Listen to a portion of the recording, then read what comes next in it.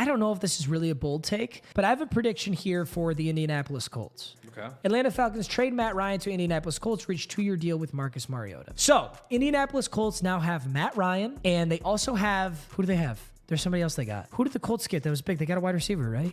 Oh, what am I thinking of? Or am I thinking of AJ Brown on the Titans? No. I'm thinking of Robert Woods on the Titans. Who else did the Colts get? Somebody better tell me. No wide receivers? I could have sworn the Colts got somebody else too, no? Did they get Barry McCockiner? Nice. Matt Ryan was drafted 3rd round with the 82nd pick. You flip that whole thing around, it's 28-3.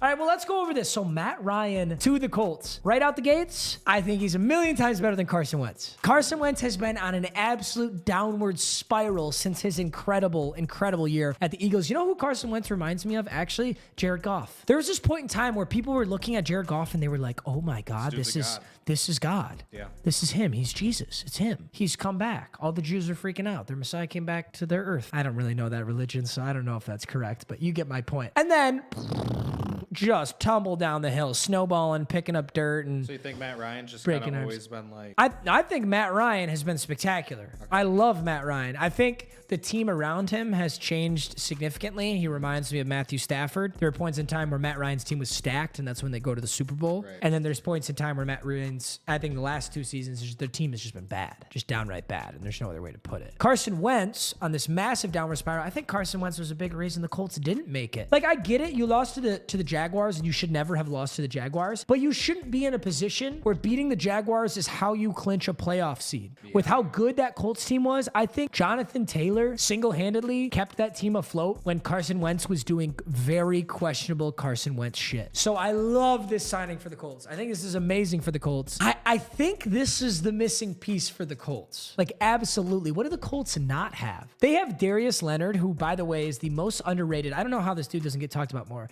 He has, like, Hall of Fame linebacker stats. He is on pace for absolutely Hall of Fame linebacker stats. Forced fumbles galore. This guy strips everybody. He's a fucking menace, dude. He's such a menace. I love Darius Leonard. Jonathan Taylor, best back. If Derrick Henry's healthy, yeah, he's the best back in the league, but guess what? He wasn't. And Jonathan Taylor was. So Jonathan Taylor gets it. He's either 1 or 2 for backs in the league is Jonathan Taylor. I think 1, 2, and 3 is Derrick Henry, Jonathan Taylor, Nick Chubb. And then you can throw in Dalvin Cook and Alvin Kamara. And then 6, who's 6? As long as we're getting weird.